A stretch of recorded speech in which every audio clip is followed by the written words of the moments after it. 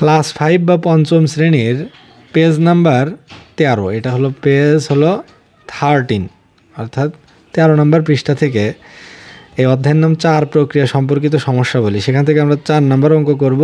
4 নম্বর অঙ্কটা হলো 8 বিয়োগ সেকেন্ড ব্র্যাকেট তারপর ফার্স্ট ব্র্যাকেট 24 যোগ 12 ভাগ 18 যোগ 4 দ্বিতীয় ব্র্যাকেট শেষ হলো। এটাই হলো অঙ্ক। তো এই সরল অঙ্ক করতে গেলে আগে আমরা জানি প্রথমে ব্র্যাকেটের কাজ, তারপরে ব্র্যাকেটের ভিতরে প্রক্রিয়া চিহ্নের ক্রম হলো প্রথমে ভাগ, তারপরে গুণ, তারপরে যোগ, তারপরে বিয়োগ। তাহলে প্রথমে আগে ব্র্যাকেট পর্যন্ত যাই।